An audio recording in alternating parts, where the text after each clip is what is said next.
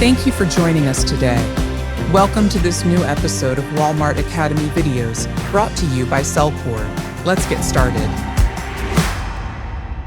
Hello, welcome back to Walmart Academy by SellCord. I'm your host, David Milstein, and in today's video, we will be discussing Walmart's listing quality score.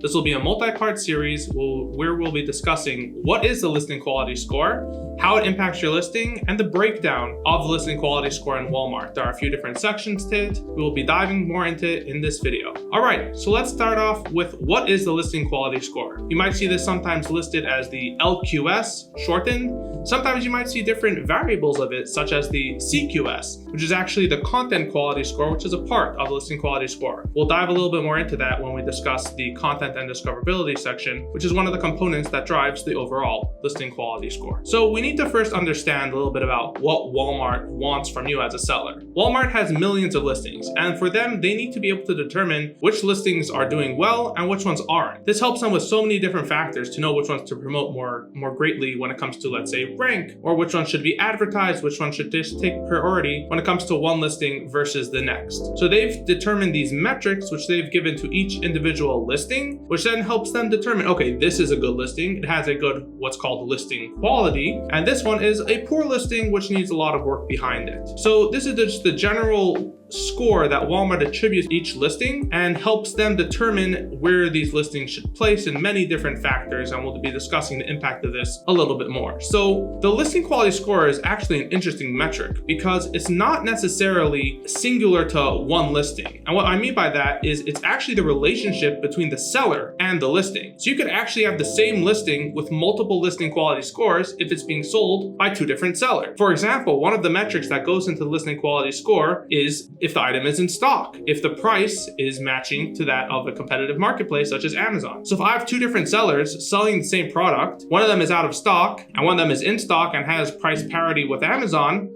that listing will actually have a better quality score than this other listing from this other seller. So this may even impact if a listing will own the buy box, because it's one of the factors that Walmart's determining is the listing quality score is a seller to listing relationship and then to Walmart. Now there are factors that are universal across all listings. For example, when we mentioned earlier the content quality score, that is purely the listing by itself. It's a listing and its content and the details of it. But the overarching listing quality score is a seller specific metric. This is a very interesting call out that most people don't think about when they think of the listing quality score. Let's understand a little bit more what Walmart is looking for in a listing. Walmart only wants the best listings to display at the top of its search. So Walmart uses listing quality score to help display those listings over there. So let's understand this a little bit. There's the basic ideas of the SEO, making sure that the keywords within the listing match that keyword that you're searching. That's the basics with around copy. We'll discuss that a little bit more in our copy video. But specifically, part of listing quality score, it has the component of the length of the title or specific attributes within the title. For example,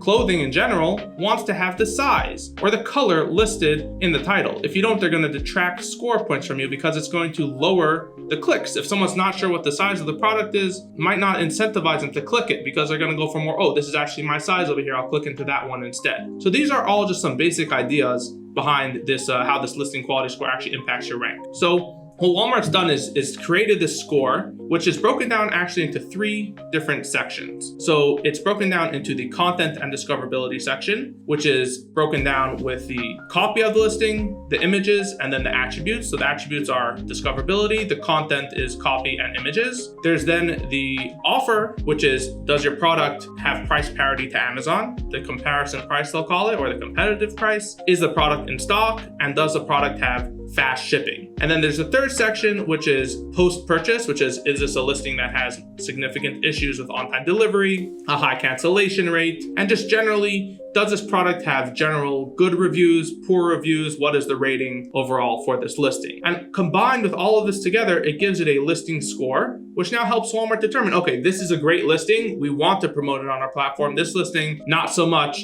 It's going to be a little bit harder for it to rank. So making sure that your listing quality score is good is what's actually going to help your listing have a better chance at achieving top positions for search. It's going to be much easier to actually advertise the product. In fact, if your listing quality score is below a certain threshold, Walmart won't actually let you advertise it. I'm not specifically sure of what that number is, but this is something that you can ask your Walmart Connect partner manager, and they could share some feedback on this as well. But there's definitely a threshold, and you want to make sure that you are achieving that score, or at least a bare minimum score, in order to succeed. Now, you could follow the guidelines of the listing quality score in Seller Center and achieve this high score of, let's say, 100%. However, I always like to say that a good score does not necessarily mean you have a good listing. However, a good listing needs a good listing quality score. There are diminishing returns when you take a look at the top part of the score. You could fine-tune the specifics to make it perfect what Walmart's requesting. However, sometimes it's worthwhile to go a little bit beyond what Walmart's asking for. Sometimes your title may be a little bit too long, and Walmart might take off a couple of points over there.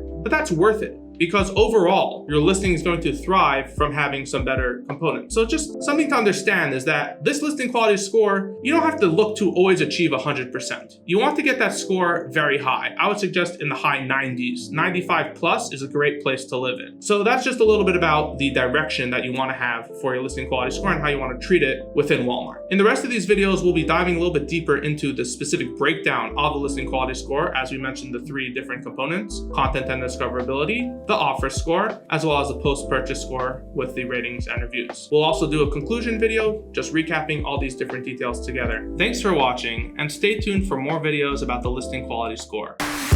Thank you for watching. For more videos like this, check out our whole series on our website, SellCord.com. Until next time.